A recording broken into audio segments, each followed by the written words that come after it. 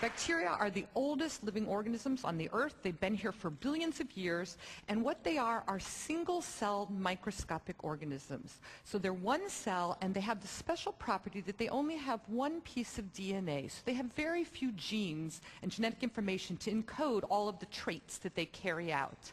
And the way bacteria make a living is that they consume nutrients from the environment, they grow to twice their size, they cut themselves down in the middle, and one cell becomes two, and so on and so on. So they just grow and divide and grow and divide. So kind of boring life, except that what I would argue is that you have an amazing interaction with these critters.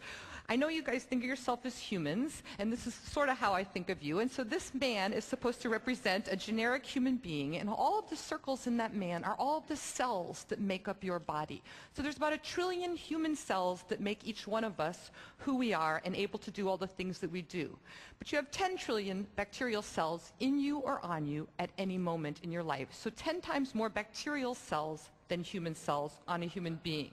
And so of course it's the DNA that counts. So here's all the A, T's, G's, and C's that make up your genetic code and give you all your charming characteristics. So you have about 30,000 genes. Well, it turns out you have 100 times more bacterial genes playing a role in you or on you all of your life. And so at the best, you're 10% human. We're more likely about 1% human, depending on which of these metrics you like. So I know you think of yourself as human beings, but I think of you as 90 or 99% bacterial. And these bacteria are not passive riders. These are incredibly important. They keep us alive. They cover us in an invisible body armor that keeps environmental insults out so that we stay healthy. They digest our food.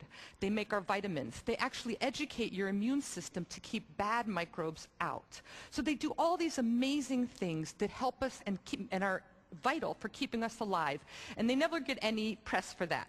But they get a lot of press because they do a lot of terrible things as well. So there's all kinds of bacteria on the earth that have no business being in you or on you at any time. And if they are, they make you incredibly sick.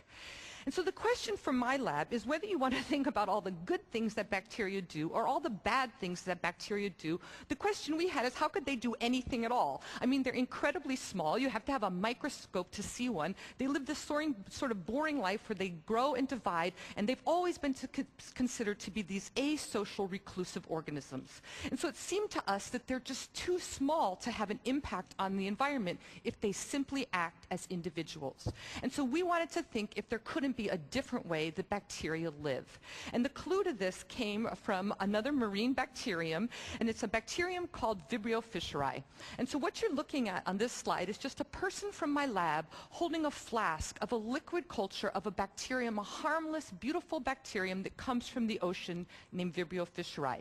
And this bacterium has the special property that it makes light. So it makes bioluminescence, like fireflies make light. So we're not doing anything to the cells here. We just took the picture by turning the lights off in the room, and this is what we see. And what was actually interesting to us was not that the bacteria made light, but when the bacteria made light. What we noticed is when the bacteria were alone, so when they were in dilute suspension, they made no light. But when they grew to a certain cell number, all the bacteria turned on light simultaneously. And so the question that we had is how can bacteria, these primitive organisms, tell the difference from times when they're alone and times when they're in a community and then all do something together? And what we figured out is that the way that they do that is that they talk to each other, and they talk with a chemical language. So this is now supposed to be my bacterial cell. When it's alone, it doesn't make any light. But what it does do is to make and secrete small molecules that you can think of like hormones. And these are the red triangles. And when the bacteria is alone, the molecules just float away, and so no light. But when the bacteria grow and double, and they're all participating in making these molecules, the extracellular amount of that molecule increases in proportion to cell number. And when the molecule hits a certain amount that tells the bacteria how many neighbors they are, they recognize that molecule, and all of the bacteria turn on light in synchrony. And so that's how bioluminescence works. They're talking with these chemical words. And the reason that Vibrio fischeri is doing that comes from the biology. So again, another plug for the animals in the ocean. Vibrio fischeri lives in this squid. What you're looking at is the Hawaiian bobtail squid, and it's been turned on its back. And what I hope you can see are these two glowing lobes, and these house the Vibrio fischeri cells. They live in there at high cell number. That molecule is there, and they're making light. And the reason the squid is willing to put up with these shenanigans is because it wants that light. And so the way that this symbiosis works is that this little squid lives just off the coast of Hawaii, so just in sort of shallow, knee-deep water. And the squid is nocturnal. So during the day, it buries itself in the sand and sleeps. But then at night, it has to come out to hunt. And so on bright nights, when there's lots of starlight or moonlight, that light can penetrate the depth of the water the squid lives in, since it's just in those couple feet of water. And what the squid has developed is a shutter that can open and close over this specialized light organ housing the bacteria. And then it has detectors on its back, so it can sense how much starlight or moonlight is hitting its back, and it opens and closes the shutter so the amount of light coming out of the bottom, which is made by the bacterium, exactly matches how much light hits the squid's back. So the squid doesn't make a shadow.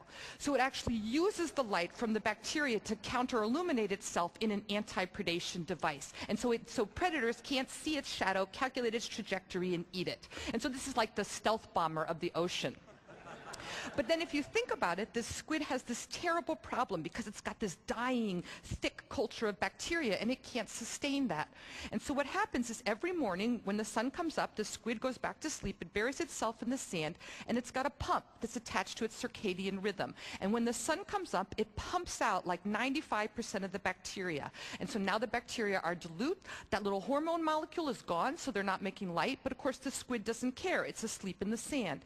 And as the day goes by, the bacteria double, they release the molecule, and then light comes on at night exactly when the squid wants it. And so first we figured out how and this bacterium does this, but then we brought the tools of molecular biology to this to figure out really what's the mechanism. And what we found, so this is now supposed to be, again, my bacterial cell, is that Vibrio fischeri has a protein. That's the red box. It's an enzyme that makes that little hormone molecule, the red triangle. And then as the cells grow, they're all releasing that molecule into the environment, so there's lots of molecule there. And the bacteria also have a receptor on their cell surface that fits like a lock and key with that molecule. These are just like the receptors on the surfaces of your cells. And so when the molecule increases to a certain amount, which says something about the number of cells, it locks down into that receptor, and information comes into the cells that tells the cells to turn on this collective behavior of making light. And why this is interesting is because in the past decade, we have found that this is not just some anomaly of this ridiculous glow-in-the-dark bacterium that lives in the ocean. All bacteria have systems like this. So now what we understand is that all bacteria can talk to each other. They make chemical words, they recognize those words, and they turn on group behaviors that are only successful when all of the cells participate in unison. And so now we have a fancy name for this. We call it quorum sensing. They vote with these chemical votes, the vote gets counted, and then everybody responds to the vote. And what's important for today's talk is that we know that there are hundreds of behaviors that bacteria carry out in these collective fashions. But the one that's probably the most important to you is virulence. So it's not like a couple bacteria get in you and then they start secreting some toxins. You're enormous. That would have no effect on you. You're huge.